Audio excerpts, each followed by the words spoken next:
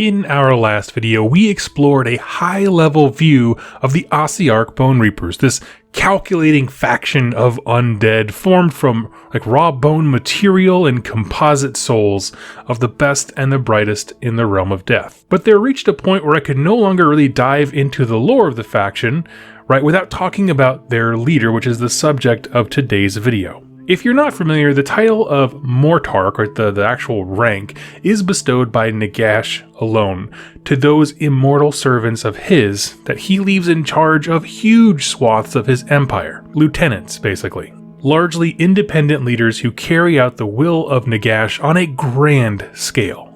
The last Mortarch we were introduced to was Lady Allander, Mortarch of Grief, and the sole leader of the Night Haunt.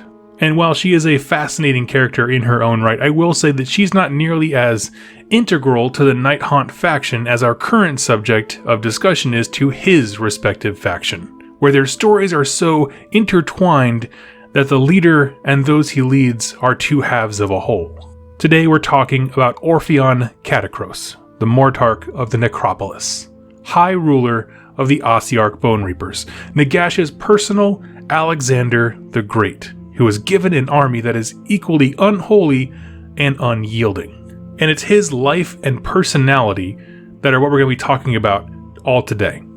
As we explore what kind of person it takes to turn, the thing we talked about in the last episode, these militant accountants, we mentioned before, into an army on par with the demigods of Azyr, the Stormcast Eternals. Now, the story of Orpheon Katakros begins in the Age of Myth, in Gur of all places, which is not something I expected at all. He was born in a free city, which I'm going to pronounce as Fleich. I assume this is a play on the German word for meat, which is pretty on the nose when it comes to Gur, because all the stories we've had from Gur are about them being able to deliver meat to the other parts of free cities and things like that. Regardless, that's how I'm pronouncing his Fleich. But Orpheon was a weird kid, super driven to exceed at anything he put his mind to, and ambition is not a bad thing, but the intensity of it was very off-putting. He viewed all recreation and fun as weakness, and enlisted in the army there, known as the Fleich Echelon, as soon as possible. And it was in the military that Orpheon found his true calling, because he was always seeking to be the best at everything like that. The highest personal achievements, to be the best everything that he put his mind to as a child. But in the military, there's no roof to personal achievements or glory in battle. And the arts of tactics and strategy provided him with infinite schools of thought to devour and obsess over constantly. And he became that man obsessed, rising through the ranks of the city's military incredibly fast, with the twin goals of proving himself dominant to everyone else and enforcing his will upon others. Now, when I say enforce his will, I don't mean that he's just this angry tyrant. I think that emotions are kind of detached from him between raw ambition. But what I mean by enforce his will is the same kind of thing that Nagash does, I know what's best. My achievements are proof of that. Therefore, I should be in charge, and I am the sole person qualified to lead us. It's that arrogant kind of enforce my will, where I'm going to direct the current of the river kind of thing. And from a certain point of view, like Nagash's thing, from a certain point of view, you're not technically wrong, but from literally every other point of view, you're very wrong and you look supremely arrogant. Because his drive, his ambition, it didn't come from a place of compassion, It wasn't because he wanted the best for his people. It's just because I need to show that I'm the best and therefore follow me. It wasn't about helping other civilizations. It was about proving himself dominant and correct. And really, when we talk about Katakros, that's really the driving factor, Proving himself right was always the goal. That I have this worldview, it is superior to others, and I need to show that to everyone. And it wasn't some idle hubris where people just sit around and, daydream about how great they are. He worked really hard, constantly refining his battle strategy and tactics, poring over maps and atlases of conquered kingdoms, refining, learning, obsessing, and then delivering on that knowledge. He conquered huge swaths of Gur before coming upon one of the Beasts of Chaos armies there, an all-herd group of the Garrick coast. So he's clearing out all these enemies, all these opponents, and he comes across a Beast of Chaos army, and Orpheon leads a fantastic assault. He makes use of catapults and shield walls. He breaks the spirit of their army, which of course it's Beast of Chaos. It's not hard to get in their own way. And as they were retreating, Orpheon intended to run them down. Because, like we all know, Beast of Chaos, quick to rally and assault again. He's like, no, we hit them where it hurts. Let's just mow them down and we'll be done with this. However, he ran into a huge problem in trying to do this. See, in leading this mighty charge to run down the enemy, Orpheon's men failed to keep up with him. He was on a chariot. I'm not sure if they were on horseback. It doesn't really go into that kind of detail, but for whatever reason, he became separated from his army. And soon, the great warlord found himself alone in the middle of a counterattack by the beast. They faded back as if they were retreating and then slammed Orpheon when he was by himself. He was knocked from his chariot and swept up by a Gorgon, which if you don't know is that colossal beast from the Beast of Chaos. And even though he pierced the beast's heart with his spear, the Gorgon fought on, ripping Orpheon Katakros limb from limb. So that ends the life of Orpheon Katakros. Round 1, lost. And here's the thing, all souls go to Shyish, the land of the dead. And it's a very unique realm in its makeup. And you can see my video, I'll leave it in the description down below, about Shyish, because I don't want to go into too much detail here.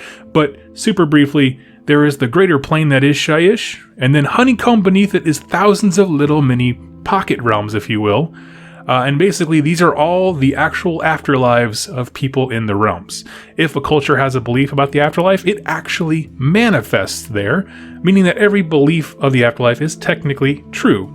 However, once that society or thought, belief, that kind of stuff, once it fades away, like those people become extinct or they move away to a different religion, that afterlife will kind of fade into the greater plane of Shyish. So to that end, Katakros awoke as a spirit in the land of Ossia, a Shyish domain of order and purity, right? The grace of the Flitchians that valued hard work and diligence. And all the other undead around him, right, they're all kind of like these like shades and like wisps of death energy. Right, all the other ones knew contentment in their labors, right? This was a happy place. This was a place like a heaven you went to go and like toil in peace. To the north of Ossia was the land of Necros, a land where the Flitchian dead believed their hard work in life would result in praise and luxury in the afterlife, right? It was a place of wine, olives, relaxation, and bliss. So they're from the same, group of people. They're both Flitchians, but one was, their version of the afterlife was of meaningful labor, contentment, and the other one was about excess and relaxation and paradise. So here arrives the spirit of Katakros, seeing the disparity between the two afterlives of his own people. You have humble laborers on one side and decadent indulgences on the other, and he gets upset. Now this is a problem. Imagine if you, whatever your version of heaven is, right? And if you don't believe in one, make one up for a hot second. You get there and you go, this sucks, right? And I can't fathom how disappointing that is. But everyone around you is absolutely happy. Well, because Shyish is a very real place and is a very real realm, they do have standing armies. For that, each of these places, Ossia and Necros, in theory have armies to defend their borders and keep their kingdom safe.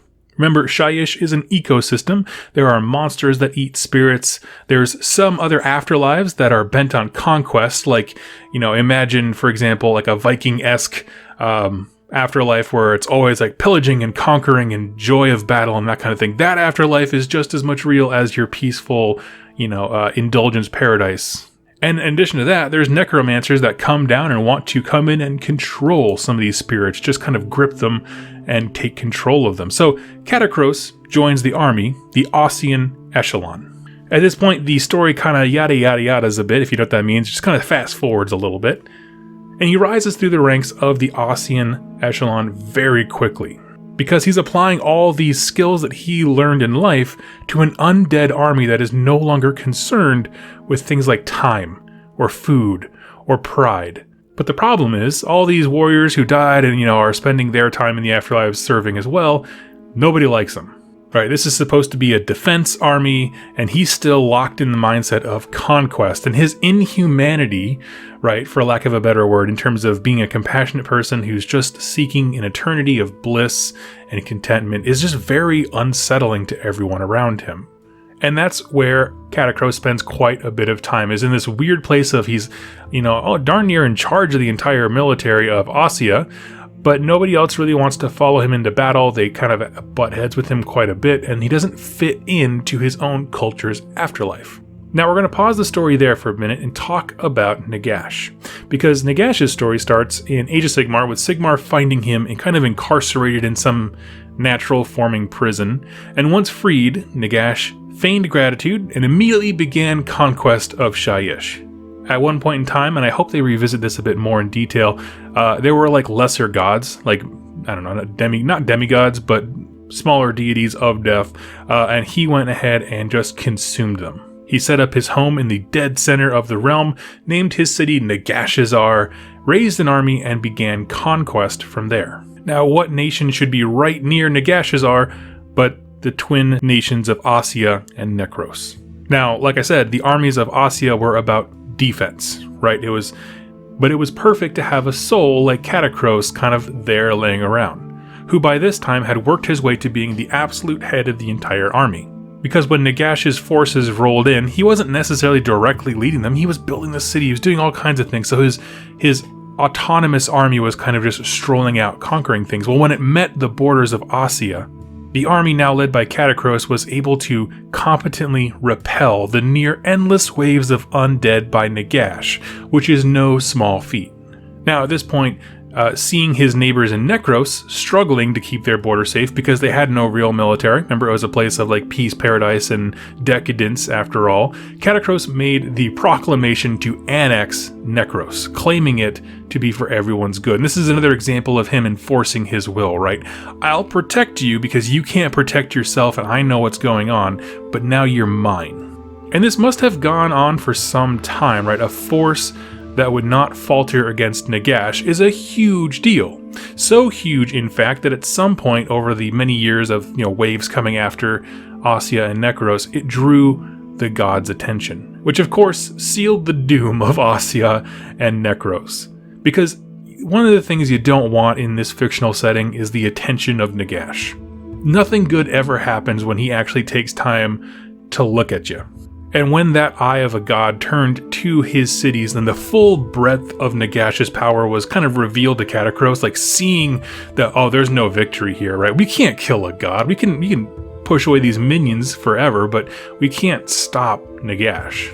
With that realization, Katakros marched from Ossia to Nagashazar, and with all the full ceremony and pomp and circumstance, and knelt before Nagash with a proposal.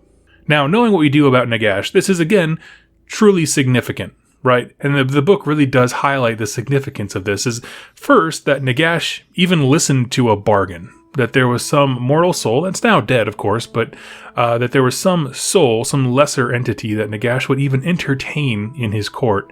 And second, that he accepted it. Such was the reputation that Katakros had garnered by being able to push back the army of a god that he earned Nagash's interest.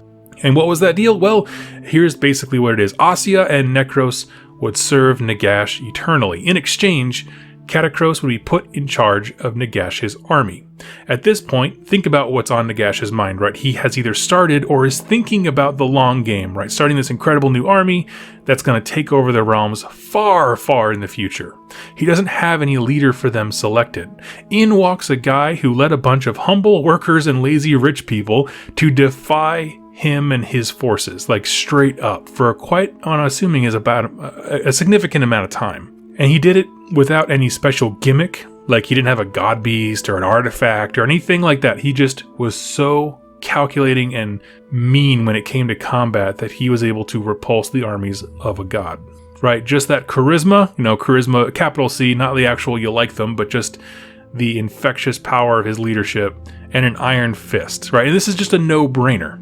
Nagash has a job opening, and Katakros was right there getting in on the ground floor. To seal the deal, the specter that was Katakros was led to a ceremonial pit, and a new body was crafted for him, a perfect statue of Shyish, made living by the spirit of one of its greatest. This is the true Katakros, the one we know. He was dispatched to prove himself by conquering the many afterlives that honeycomb Shyish, and he did so with brutal efficiency, and that's probably why we don't hear much about him during the Age of Myth from other sources, because he never left Shyish. He went deeper and deeper into it, where fewer and fewer messages would get out to let us know about him. And at this point, the story fast forwards a bit, right? Centuries pass until the Battle of the Burning Skies.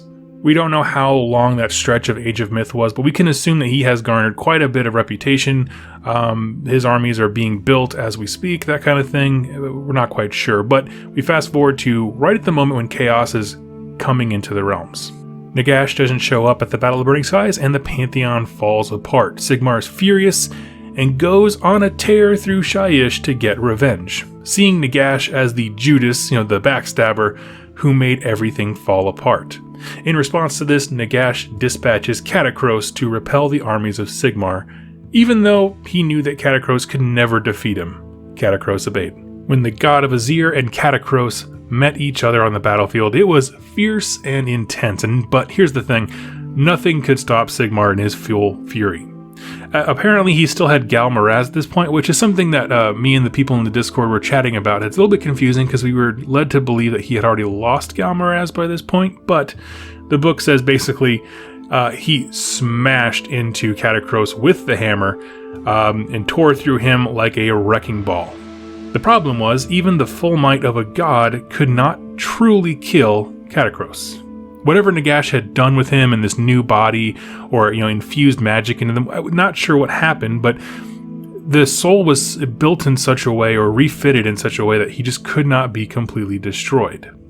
Now, the problem is there's precious little time to plan what to do at that point, right? Chaos was pouring into the realms, the retreat to Azir was about to be sounded, so Sigmar did what he could to kind of keep the immensely dangerous tool that was Katakros from serving his lord Nagash. And so, while in Shyish, beneath the city of Lethis, a storm vault was constructed, meant to conceal the most terrifying artifacts, tomes, and weapons from everyone, even the gods themselves.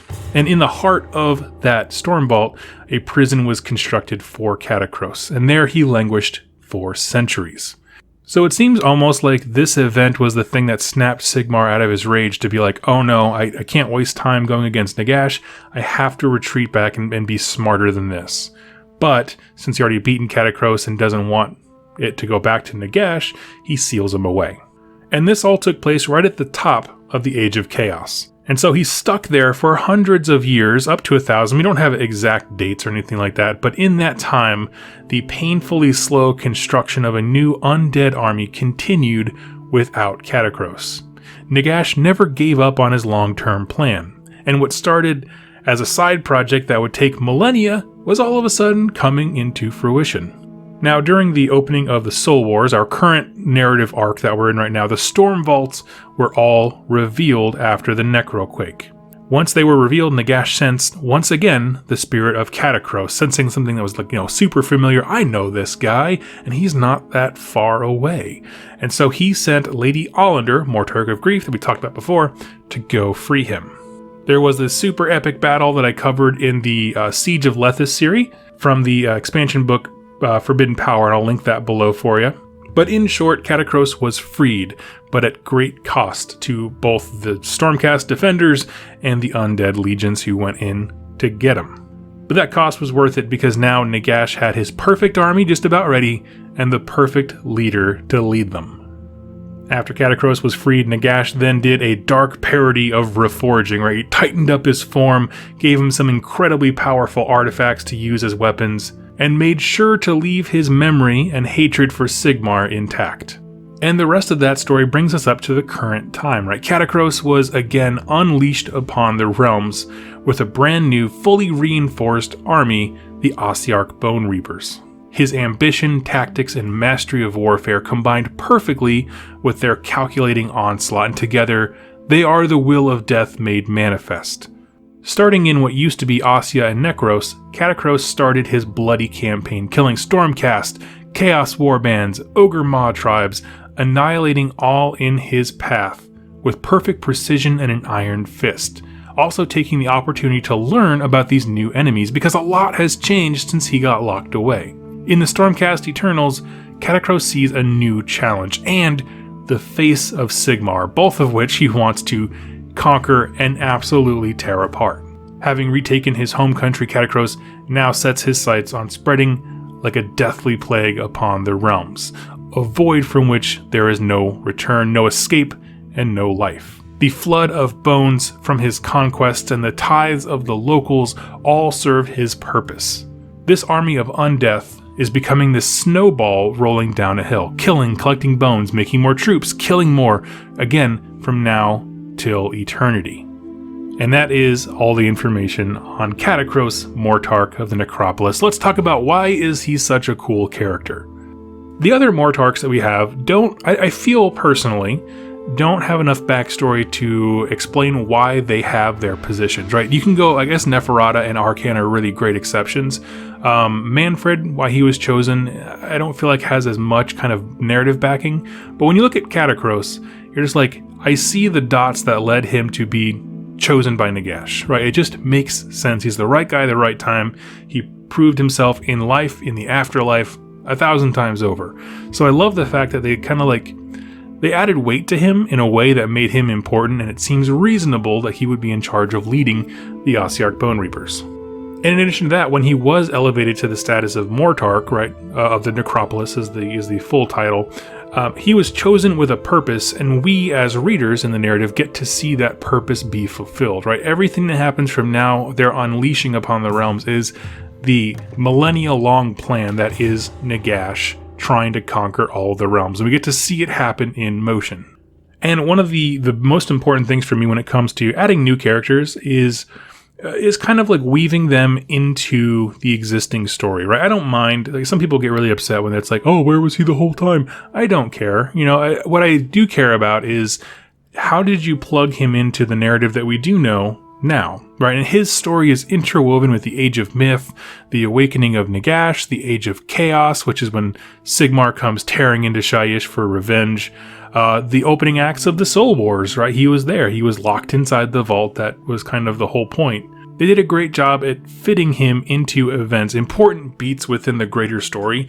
And what I like about it is it makes him feel important, right? Even though he literally wasn't always there, he kind of was. When they kind of retroactively put him in the stories, you see that like he has been this weird shadowy figure that we didn't know about, but now we want to, right? Because he's kind of fit in there. Now it's like, oh yeah, of course he was there as well. And I always think when they do a good job at fitting these major characters that they add to the game into the beats of the story is kind of like, it's just when magic happens, right? It's just when they're interesting, they're relevant, and they're important. And for all those reasons, that is why I like Katakros, the Mortarch of the Necropolis. I'd love to hear your thoughts down below, as well as your thoughts on the model. Of course, there wasn't enough art to just have pictures of Katakros, almost 30 minutes of this video, but did the best I could. Thank you all so much for watching and your patience during this series. Had to take a break to deal with some stuff on the home front, but I'm back at it. Thank you for your patience, and I look forward to having a whole bunch of Age of Sigmar lore for you in the future. Happy wargaming.